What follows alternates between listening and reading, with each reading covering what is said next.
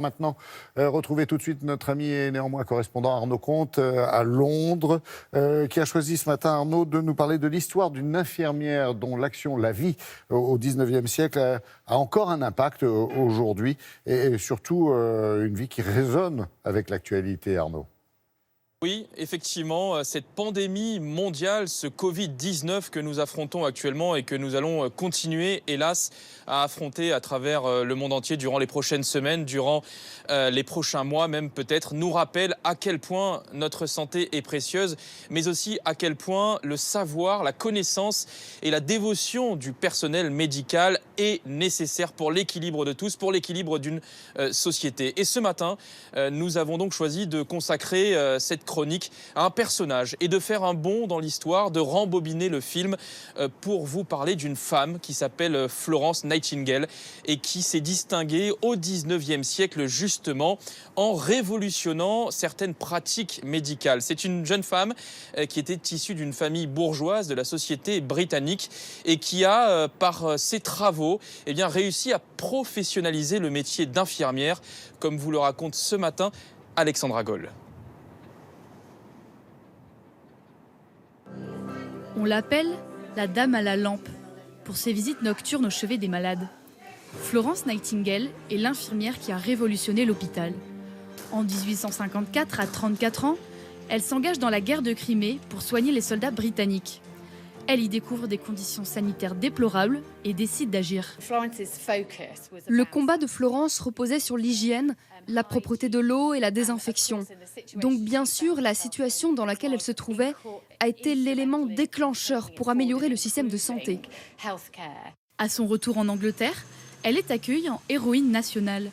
Et aujourd'hui, c'est même un musée qui lui est consacré dans l'hôpital Saint-Thomas à Londres. L'héritage de Nightingale, ce sont de nouvelles pratiques dans les hôpitaux au 19e siècle. Le lavage de mains, l'aération des pièces et la désinfection du matériel médical.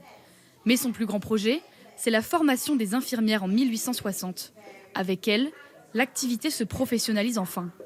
L'œuvre de toute une vie, dont le musée conserve les traces, comme avec cet enregistrement de 1890.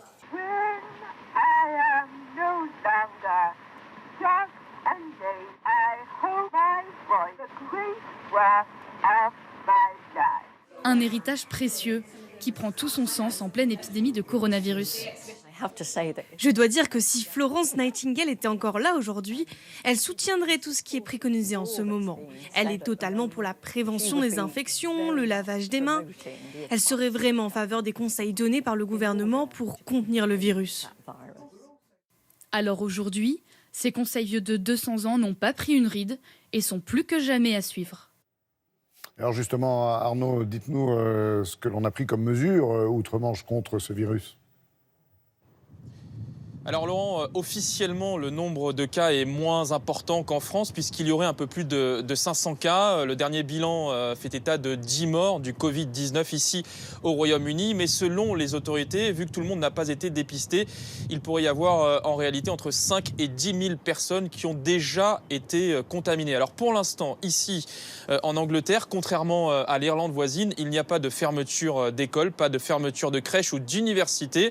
Boris Johnson, le Premier ministre, a pris la parole hier en affirmant que ce temps viendrait, mais qu'il faudrait prendre ces mesures au bon moment.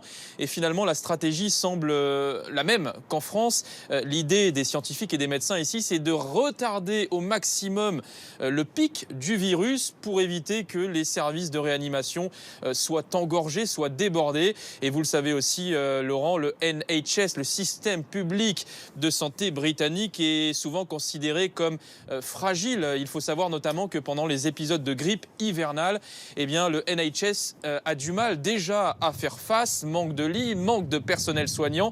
Imaginez alors si des centaines ou des milliers de malades ont besoin d'être hospitalisés en soins intensifs, ce serait problématique. Donc voilà, la stratégie ici, c'est de retarder au maximum ce pic d'épidémie et les mesures seront prises selon Boris Johnson en temps et en heure quand il le faudra.